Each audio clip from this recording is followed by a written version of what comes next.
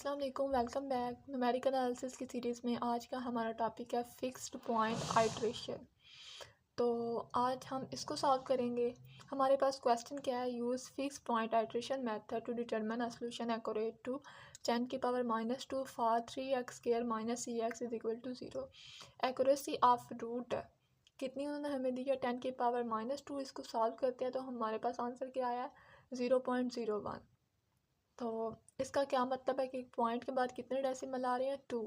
तो require root should be up to 2 decimal.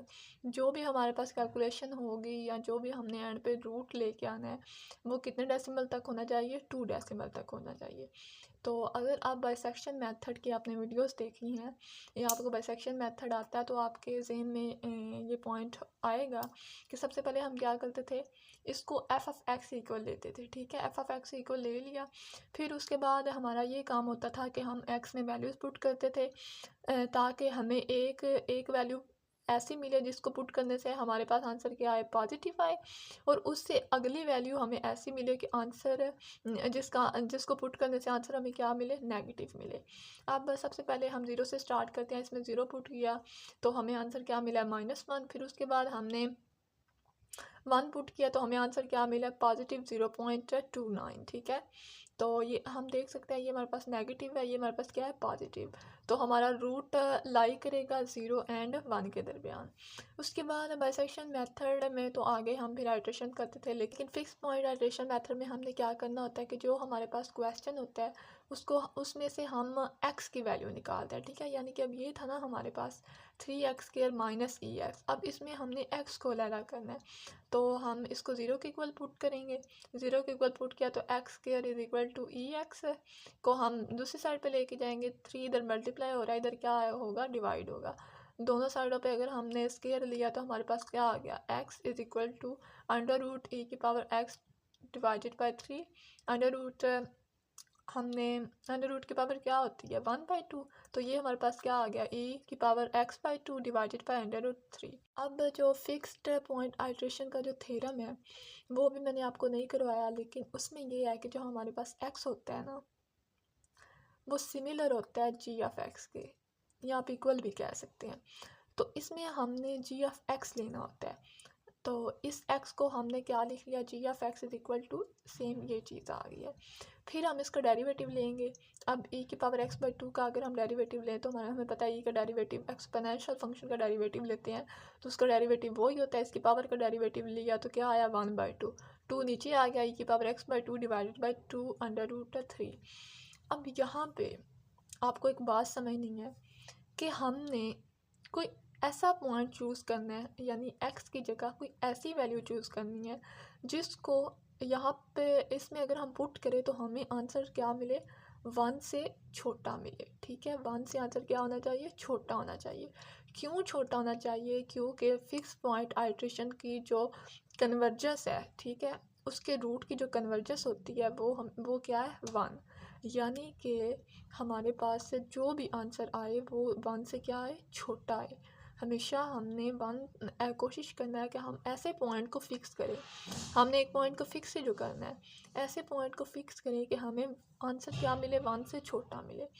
तो अब मैंने यहाँ पे उस पॉइंट को हम कहते हैं x0। ठीक है, ये भी आपने बात याद रखनी है, उस पॉइंट को हम कहते हैं x0।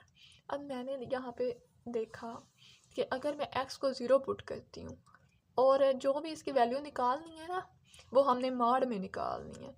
और आप लोगों ने ये भी बात याद रखनी है कि आपने वो जो वैल्यू है ना वो जो हमने डेरिवेटिव लिया ना जी ऑफ एक्स का, उसमें पुट करनी है। यानी इसमें ये बच्चे अक्सर गलती कर देते हैं कि वो वैल्यूज़ इसमें पुट कर देते हैं, बल्कि वैल्यूज़ इसमें पुट नहीं करनी, हमने किस में पुट करनी है, जो हमने डेरिवेटिव लिया है।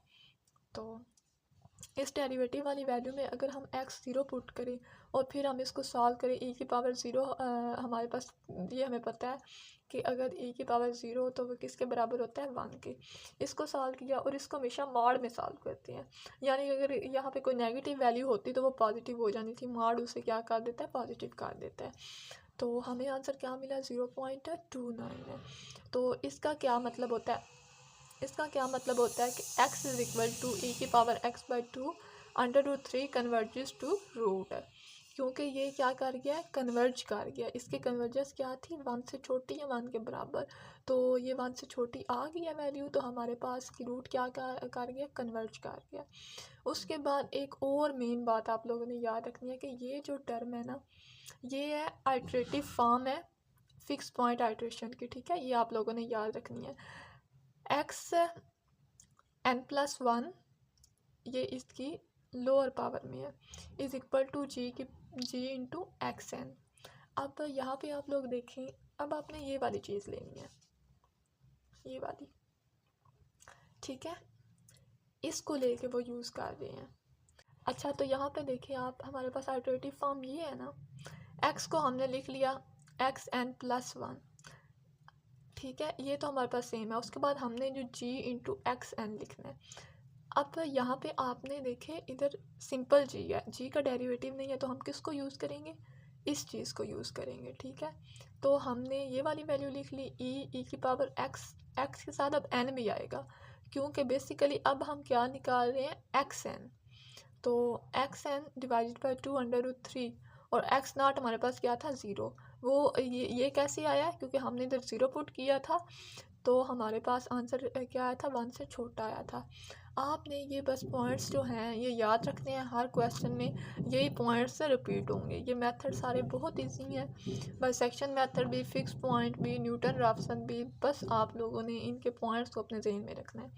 उसके बाद ये चीज़ आ गई है हमारे पास। अब देखें आप, अगर put n is equal to 0, n को हम 0 पुट करेंगे। अब यहाँ से हम अपनी आइट्रेशन स्टार्ट करते हैं, क्योंकि ये क्या है, आइट्रेटिव फॉर्म है। आइट्रेटिव फॉर्म मीन इसको यूज़ करके हम अपनी क्या करेंगे, आइट्रेशन करेंगे।